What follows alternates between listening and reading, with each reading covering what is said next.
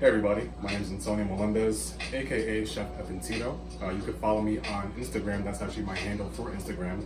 If you'd like to show your support, I've been posting a couple of dishes on there as of late, and because of that, I've been getting a lot of requests to finally come around to making a YouTube video demonstrating the dish that I've been making. So with that out the way, I am a little nervous. It's my first time making a video. My son's actually going to be recording this video, so have a little patience with him as well. I think he's doing a great job so far. We've already had a couple of mess ups, and you know, we'll be doing some edits later with that. But anyway, so today's dish is going to be called Jibarito, also known as baracon. It's a Puerto Rican sandwich, basically. Depending on where you're from the island, they call it different things. Also from the mainland, they call it different things. I call it a baracon, but since I call it a Jibarito, depends on my mood. For this video, we'll be calling it a Jibarito though. Basically, again, that's a sandwich in Puerto Rico where we take away the bread and we use green plantains for the bun. One day I actually ran out of bread and thought to myself, how the hell am I going to make this burger at the time without bread? And I thought of making a big giant tostones, which is basically a fried green plantain, which we're going to be doing today. And I used that for my bread instead and found out later it was actually a well-known dish. So with that out the way, I'm going to have my ingredients listed below in the comment section. You'll see some of it right here. And as we go through this video, I'll be guiding you along on what you need to use. And we're going to get to prepping. Alright, so first we're going to start off with the ingredients, which there is quite a few of. Most Puerto Rican dishes use a lot of seasoning, which also means a lot of flavor. First thing we're going to be using, which again, I'm going to be showing stuff in the description below, so don't worry about it for now. We're using Sazon, adobo, onion powder. Can you see it? Good. This label came off, it didn't last. I was cleaning off everything with the quarantine going on. Everything I bring in here, I clean it off in the sink before I use it. This is garlic powder, oregano, a little bit of parsley. We also have some cumin. And we're going to use a little bit of Cajun, perfect pinch seasoning. We're also going to use for later a little bit of cilantro. We're just going to go in our ketchup mayo mix, which is going to be like a sauce that we put on the plantain. What else do we have here? Tomato. If you like tomatoes on your baracon or your sandwich, same exact thing, same principle. And we have some sliced up onions which we're going to use. And we also have, this is actually one big chicken breast that I got, and I cut it into two. I brined it with lime for about maybe 5 minutes. And I had it sitting with salt and pepper for another like 10 minutes. Typically what I would usually do is I would marinate the stuff maybe for a couple of hours, but it's not that serious because we're going to be actually seasoning our flour. So let's get started. Alright, so first we're going to have our dry mixture and our wet mixture. This is basically going to be coating the chicken. So what we're going to be doing is coating the chicken in a dry mixture, then putting it in our wet mixture, which is basically just 2 eggs. We're going to beat them up and we're going to put it back into our dry mixture. Now, to season that dry mixture, we have about a cup of all-purpose flour. We have our adobo, which we're going to use about a tablespoon, a little bit more. Puerto Ricans do not measure anything. We eye it up, so we're going to be eyeing up right here. Just make sure you don't put too much, you don't want it too salty, you know? That's some adobo right there. So it's about a tablespoon of adobo, a little bit of salt.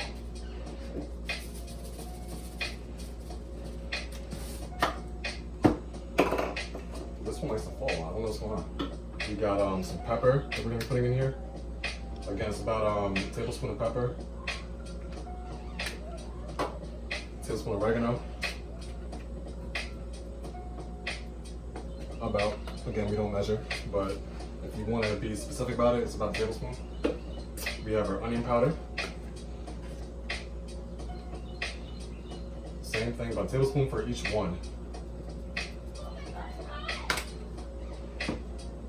Garlic powder.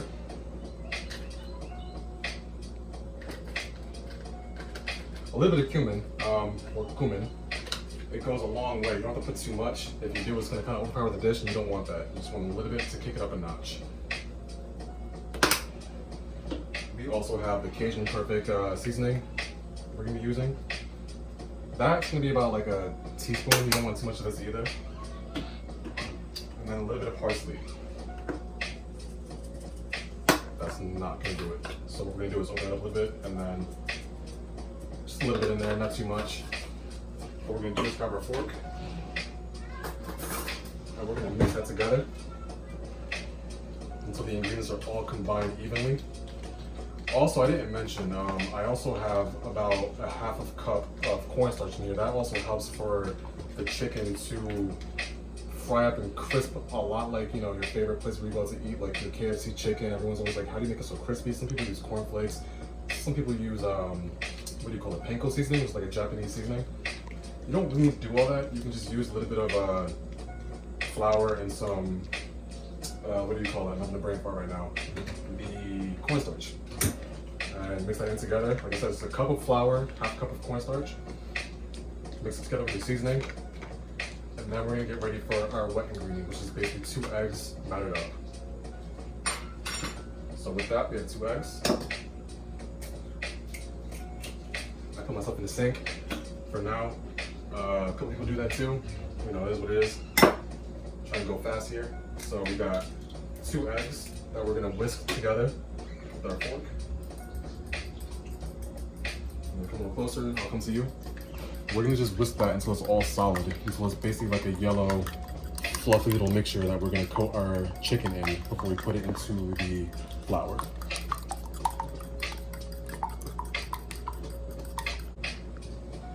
Alright guys, so we're about ready to start putting this dish together. We're gonna start by taking our chicken and putting it in our dry mixture. Now, 2 things real quick. Again, this is my first video, so just bear with me here. But for the love of God, I completely forgot to mention one serious ingredient that we're supposed to put in our dry mixture, and I don't know how I forgot that, but it's Sazon. Ironically speaking, my shirt has the same damn thing on there. So how did I forget? Who knows? But anyway, we're gonna put a packet of Sazon and a half out of our dry mixture. Again, one of the most important ingredients to put in a dry mixture, and I forgot, it's a bozo move. But we caught it and we got it and we're gonna go with it. So before we put the chicken in there, I'm gonna get another fork. And we're gonna just quickly, that's a spoon, but same thing, whatever. We're gonna mix everything together.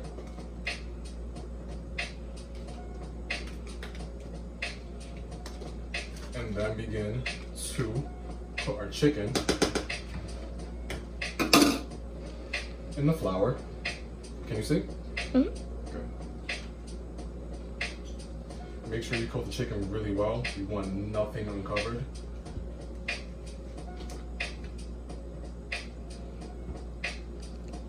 This is very messy, so some people use gloves. I kind of just wash my hands back and forth. We're going to now, can you see from here? We're going to take the chicken and put it in our 2 eggs that were whisked. Make sure it's coated very well. And some people like to make sure that all of the egg is off the chicken. What I like to do is actually a little trick. Take some of that mixture that's dripping off the chicken and put it in the flour. This is basically going to make some chunks that are going to make some very crispy chunks on your chicken once it's fried. So just a little bit of it. Right? And now we're going to throw the chicken in our flour. Again, this is very messy, so if you don't like making a mess, this is not for you, but you can get away with it by using some gloves.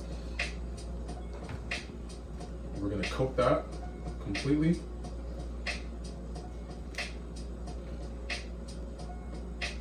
Now, we're gonna dip it back into our egg mixture.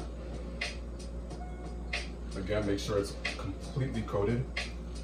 I'm gonna put some in the sink because flour goes everywhere. Okay. And once I feel like it's completely covered, we are going to put it back in the flour and coat it again.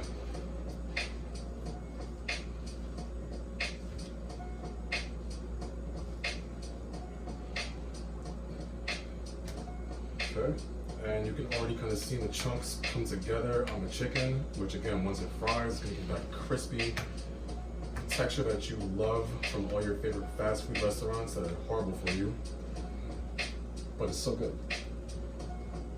And we're gonna set it aside on a plate, so have that plate ready because we need that. And you already see how my fingers are pretty much coated in flour, cornstarch, and seasoning, but it's gonna be worth it.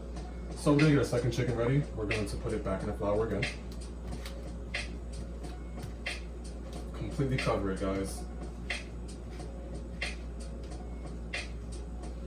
All right, and then we're gonna put it back into our egg batter.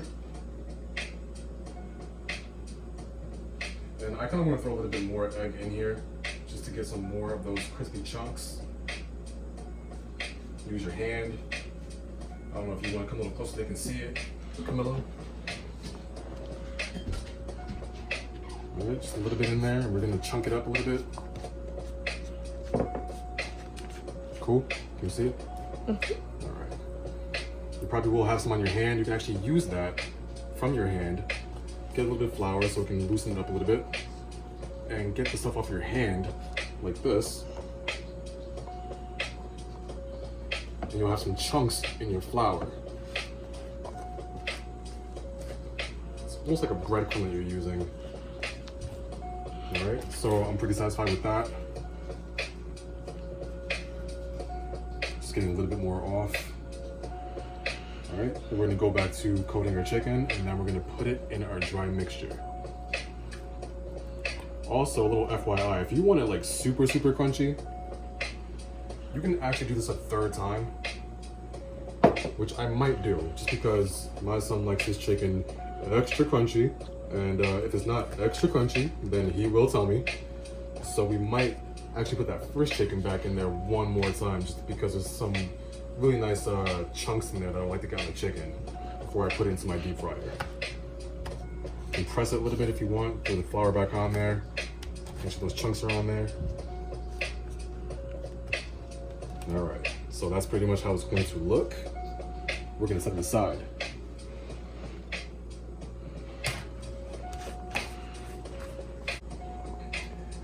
All right, guys, so now that we have the chicken out the way, we're gonna move on to the main attraction of this dish, which is the green plantain, or also known as the plátano.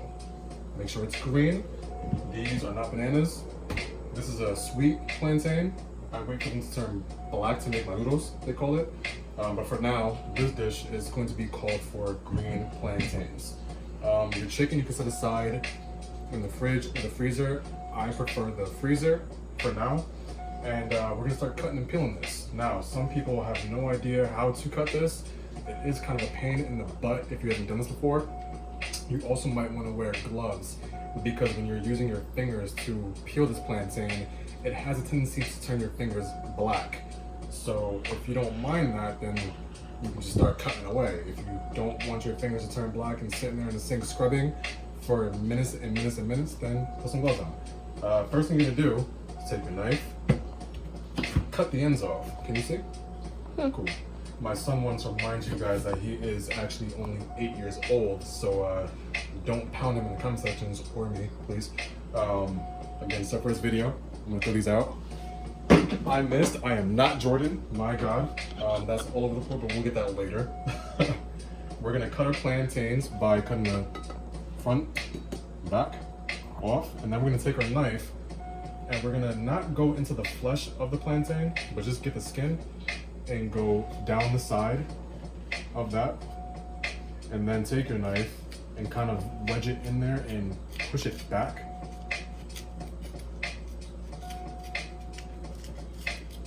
All right. This actually also helps you if you want to put it in hot water for a little while. It helps soften the skin up so you're not sitting there struggling getting the skin off once you're peeling. And it makes it very smooth to get off. Let's hope that I can actually do the same thing. So far, so good. This is a small guy, and they come in different sizes. So that was perfect. And we're gonna take that and basically just cut it in half. Same thing with this one, cut the end off, both sides. All right, give me 1 second. any more Jordan or Kobe moves because I cannot play basketball. And we're going to run our knife down the plantain, the flesh of the plantain. The skin of the plantain. Use our knife to pry the sides. Okay. And start peeling that outer layer off of your plantain.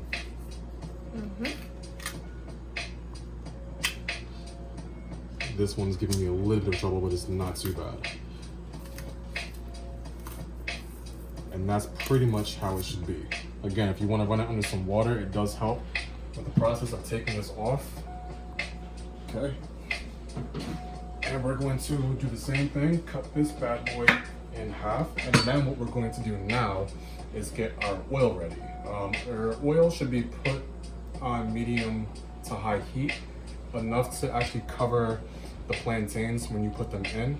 While we're doing that, we're also going to be taking our chicken and putting it in a different pot with oil as well. Same principle, you're going to make sure that you have enough oil to cover your chicken when you deep fry it. See you soon. Alright guys, so now that we have everything ready to go, we're going to start off with our green plantains. The reason why we're going to start off with the green plantains is because we're basically taking those plantains, we're frying them twice. So first what we're going to do is take our green plantains, throw them in our hot oil, let those fry until they're about golden. We're going to take those out and we're going to crush them. And then as we let those sit aside, we're going to take our chicken and put it into our other pot of oil to deep fry. So we'll start with our green plantains. Again, the main thing you want to do is make sure that oil is not too hot, because if it's too hot, what's going to happen is you're going to basically cook the outside. It's going to become brown. It's not going to be a nice vibrant yellow, and it's just going to be a hot mess. So what you want to do is have your oil, give or take, on a medium to high heat. I mean, kind of the same with everything, but you just want to kind of watch it and make sure that your plantains aren't cooking too fast from the outside. So we're going to let this cook for a little bit, and then I'm going to come back to show you the progress of what's going on with our plantains.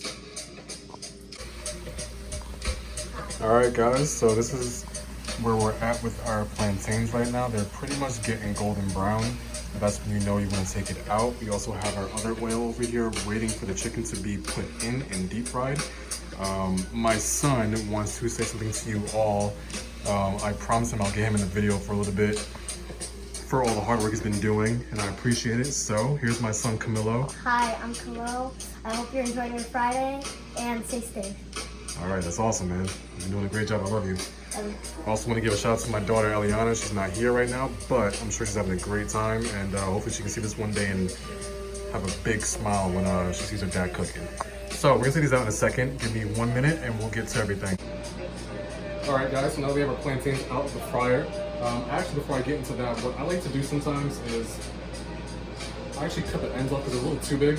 And what I did was crush those first, smash those first, to make sure that they're actually a good consistency to smash. You don't want them to be underdone because then it's gonna just crumble. So I have two tostones now, which is what this is, and we're doing the same thing with these. What we're gonna do is smash these. I'm using a plate for this because they're so big that you can't really use, simply use special devices, buffalo smashers, whatever you call it.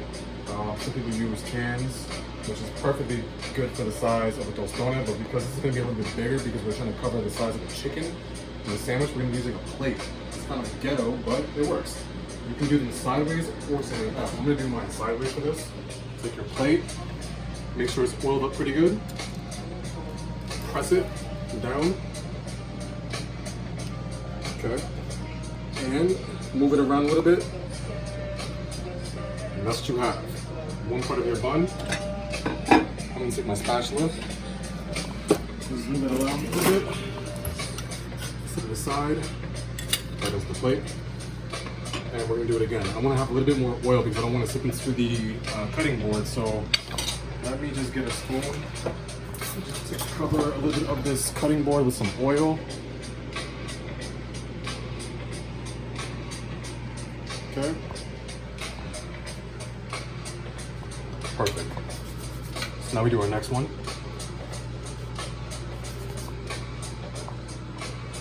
All right. Take the plate, put your hand on there, make sure it's nice and even. Because what you're doing is basically getting this part right here to make the shape of your plantain bun, whatever you want to call it. It's not gonna be this big, but you know, you get the gist of it. Press it down. Okay, move it around a little bit. I move it around so it doesn't get stuck to the plate itself, and make sure it's not getting stuck to the plate itself before I actually take the plate off. And that's about a decent size. It's a little smaller, but it's okay. It doesn't have to be perfect at this point. And we're gonna do 2 more. I'm making 2 sandwiches, so this is exactly what you need. Alright, same thing. Press it down. Give it a good push too. You know, the more push you do, the better it's gonna spread out. Move it a little bit. This one's a little stuck. It's alright. That's fine. If it gets stuck, that's fine. It's still mashed together. So we're gonna actually take our spatula and pick it up from the plate itself. That's fine. Don't worry about it. It's coming apart. It's all good. Actually press with the spatula if you want. Make sure it's all molded together. Take it to the side. And our last one. So what I'm actually gonna do right now is, because that happened, I'm gonna add a little bit of oil to my plate.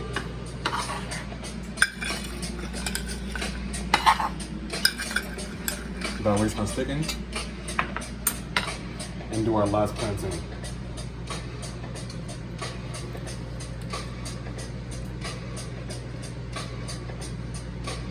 This one's gonna be good. I can feel it. You can pretty much feel it when you have your plate over the platano, if it's gonna be sticking or not. This one's perfectly fine. As you can see, it's a little smaller, but that's a smaller piece that we have. So one, the sandwich is gonna be a little smaller than the other. That's fine. Take it, put it aside, and now we are gonna move on to our chicken. Ready to move on to our chicken. What we're gonna do is take the chicken. We're gonna throw it into our other pan of oil that's been heating up the entire time. I'm gonna do one at a time. These are pretty big. I might end up cutting a piece off just so I can fit onto the plantain itself. I'm gonna throw it in. And we're going to let that cook until it's the same thing, until it's golden brown. Just gonna move around the spatula so it all covers. Again, it's a pretty big piece of chicken. But it's gonna be really nice to have some chicken tenders on the side with this, just for my son if he wants that later on. We're gonna let that cook.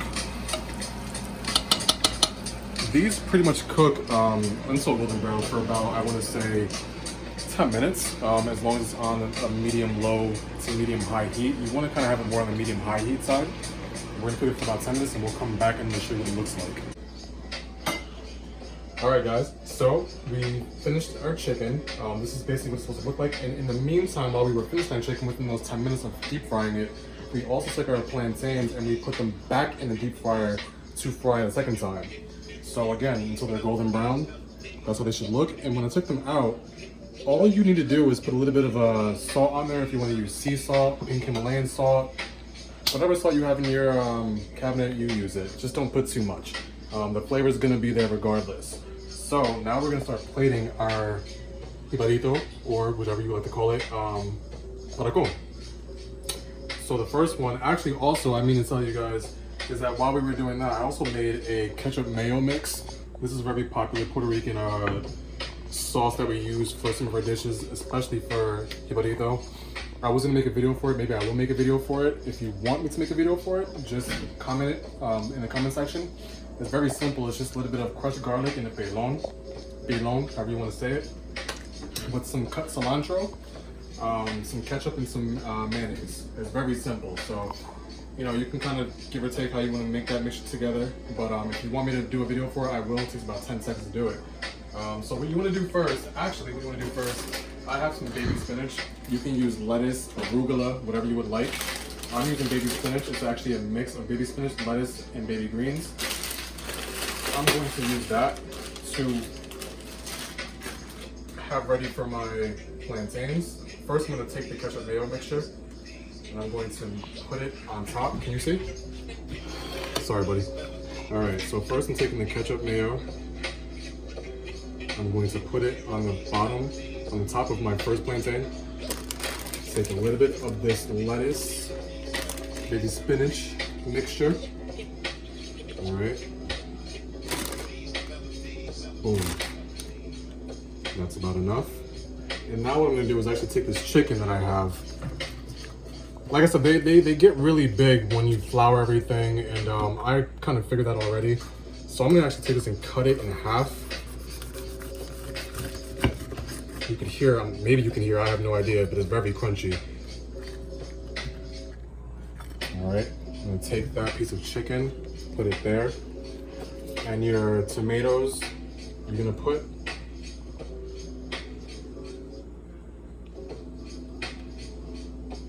however many you want. I used 2. Also, while I was doing that, I just have some cooked ham that I'm going to throw on there as well. And also a little bit of Swiss cheese.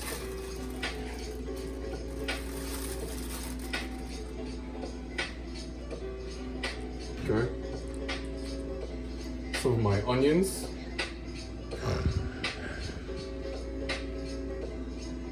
And take a little bit more of that ketchup mayo mixture.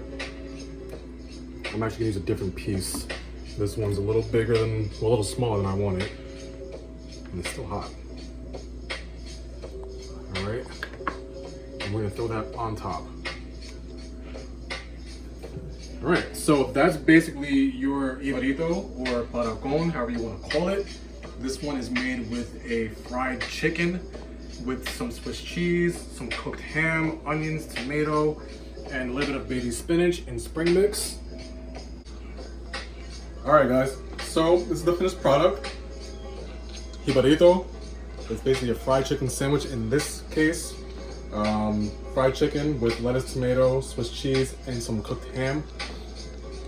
If you want to add some little extra oomph to it, you can put the flags on there if you got it. I got mine from Amazon for about like $2. Add a little cilantro, and that's pretty much it, man. Again, hope you guys enjoy it. If you like the video, comment, like, subscribe it, and follow my Instagram page at Chef FN Tito. Again, that's Chef FN Tito on Instagram. Follow it, show me some support. Stay blessed.